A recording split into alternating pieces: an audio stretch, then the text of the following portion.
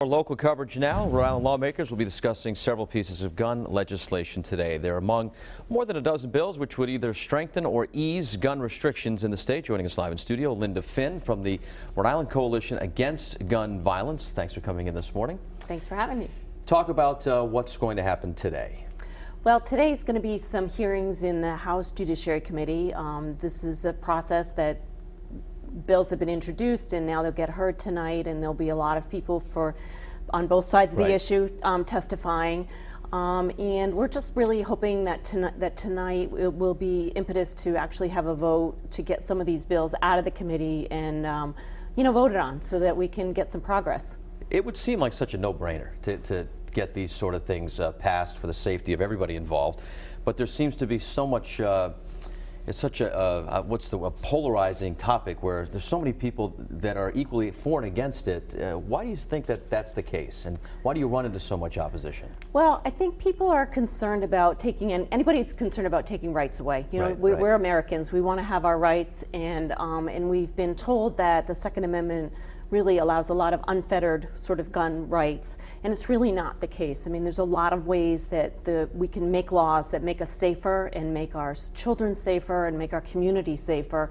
But there's a lot of, there's just a lot of resistance from people that are gun owners because they feel as though any kind of laws that get made are going to sort of creep away at their rights. And so it's a concern for them that we're going to try to do something like that. So you could customize these proposed legislation topics. Right. Talk about some of the things that are perhaps a compromise to make everybody happy. Well, we have several domestic violence bills on the docket, and one we feel is pretty much of a no-brainer is that the federal law prohibits anybody who's had a domestic violence crime conviction should not have possession of a gun. But we don't have that law in the state statute in Rhode Island, and we're just trying to get that changed so that our Rhode Island laws match up with the federal laws. We feel like that's a pretty simple solution.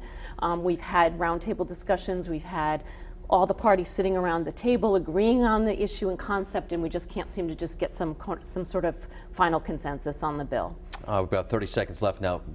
Give me your mood going into today. Optimistic? Is it kind of like, here we go again? I know how this is going to end. Same bad movie.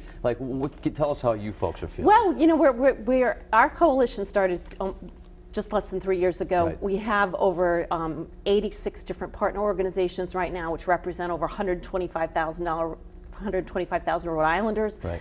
We had more people testifying in favor of the gun bills last year than the opposition, and we're just hoping that the trend is just, we're increasing our membership and our number of people that are paying attention.